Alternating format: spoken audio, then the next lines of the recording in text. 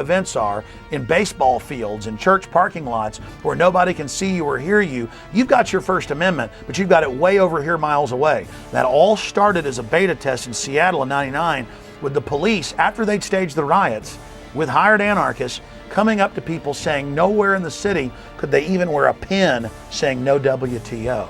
And the police say, hey, First Amendment is suspended in Seattle, and the news pushed it like it was a good idea and the right thing to do.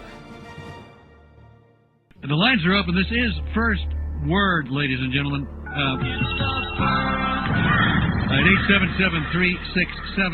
877-367-2526. Whatever's in your head, call and share it at this moment. Hello. Yeah, how you doing, Al? My name's Austin from Florida. I was recently looking around on the Army's website, army.mil, and I came across this document called the Civilian Inmate Labor Program. This was put out in 2005, and I was just reading over the first couple pages. Just in the first couple pages, this document on the Army's own website talks about converting military bases and installations into giant prisons and establishing civilian inmate labor programs. Have you ever heard of it? No. This is on army.mil if anyone wants to look it up. Okay. It came out in 2005. Another conspiracy theory. This is on the Army's website, yeah. sir. All right, so we're all going to be in prison, right? They're going to have prison terms? I don't know, but, obviously there's a document that has yeah, there are lots of documents in lots of places. But this is on the military's own website. Yeah, okay. There. Yeah. Army.mil. Okay. I'm on army.mil. Says the link's broken. There's no such army.mil. Can you get to Army? I can't get to army.mil.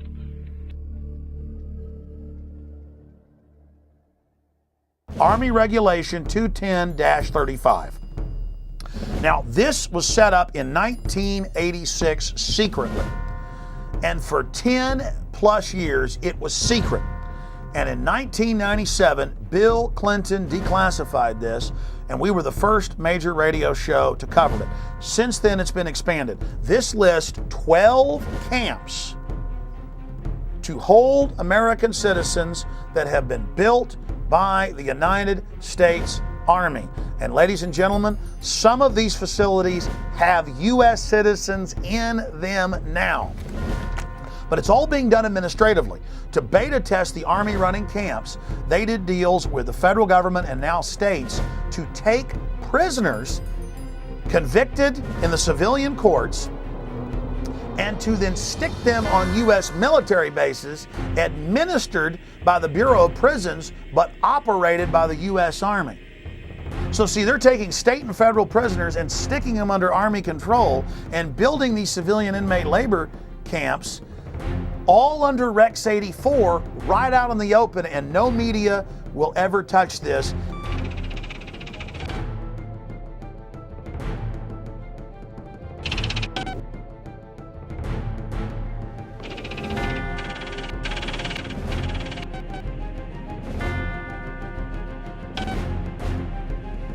Beginning in October, the Army plans to station an active unit inside the United States.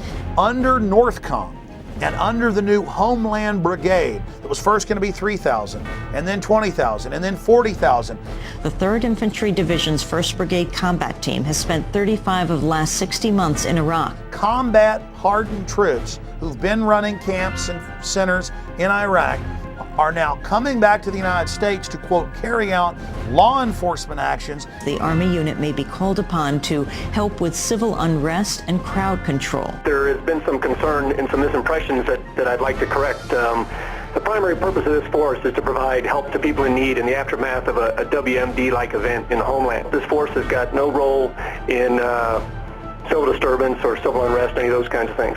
The Army Times reporting, quote, they may be called upon to help with civil unrest and crowd control or to deal with potentially horrific scenarios, end quote. NORTHCOM, the Northern Command that came into being in October of 2002, when that came in, people like me were concerned that the Pentagon was going to use its forces here in the United States, and now it looks like, in fact, it is, even though on its website it says it doesn't have units of its own. Now it's getting a unit of its own. And the Army Times said during civil unrest, inside the United States that the Army's new job would be engaging the American people. The Posse Comitatus Act of 1878 generally prohibits federal uniformed services from carrying out domestic law enforcement duties, except in cases expressly authorized by the Constitution or an act of Congress.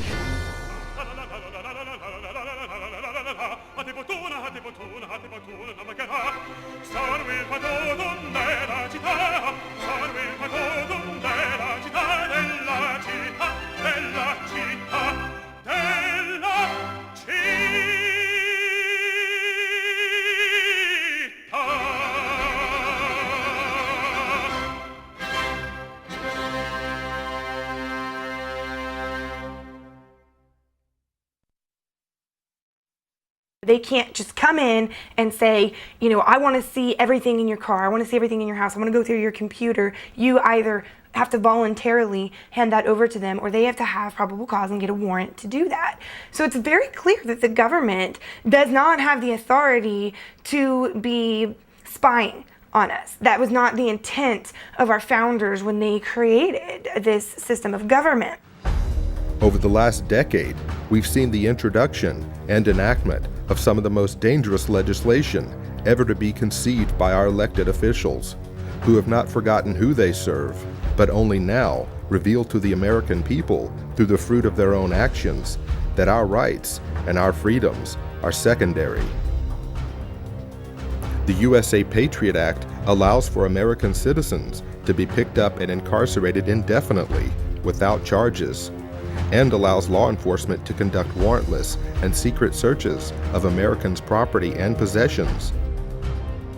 The Military Commissions Act dissolved the cornerstone of our Constitution by removing the writ of habeas corpus, allowing the permanent imprisonment of enemy combatants, and disallowing petitions to the court to know why you've been locked up in the first place. Although never passed by the Senate, the Violent Radicalization and Homegrown Terrorism Prevention Act shows us the mindset of our leaders in Washington. If passed into law, the bill would make public demonstrations and protesting into an act of terrorism, and label the organizers as thought criminals and potential homegrown terrorists. Now that the federal government has the authority to sneak, snatch, and lock up its own citizens, a new bill has been introduced by Congress that gives the feds a place to hold those outspoken dissenters and potential domestic terrorists. The National Emergency Centers Establishment Act, or H.R. 645, allocates military bases to be converted into FEMA emergency centers. It also mandates that these camps be built complete with public works, medical, and educational facilities, just like the Japanese internment camps of the 1940s. Why is the media on one hand saying there are no FEMA camps, but on the other hand, legislation has been introduced to build them? H.R. 645, titled the National Emergency Centers Act, directs the Secretary of Homeland Security to establish national emergency centers throughout the United States. It's all being done for your own good. The bill directs these camps to be built in existing military installations, whether operational or not, for the stated purpose of providing temporary housing and to meet other appropriate needs as determined by the Secretary of Homeland Defense. Here's H.R. 645 legalizing what has already been developed, what's already been paid for by FEMA. And that is these FEMA camps for everybody's safety, these FEMA camps for everybody's comfort, these FEMA camps that the people need during emergencies. The government doesn't build things that are not needed or that there aren't contingency plans that say there's a reason for them. Also, it's been reported by WorldNet Daily that the Department of Homeland Security has already awarded nearly a $400 million contract to Halliburton to build some temporary detention centers on an as-needed basis. We know this is their main attack profile, is old, shut-down bases. And so you go point them out and go, look, the barbed wire's facing in, or look, this is a designated FEMA camp. And they say, well, where are the people? Where are the people in the camp? The point is, it's a designated facility for that. Conceivably, these are the kinds of camps that could be used for political dissidents, just like occurred in Nazi Germany. I got a feeling in the next few years that you may start to see some American citizens end up in these camps for questioning the government. The president can declare a national emergency, and it can be anything. It can be a hurricane, or it can be political protests or civil disorders like we saw in the race riots. I think the government's anticipating that there's going to be a increased reaction against the economic downturn.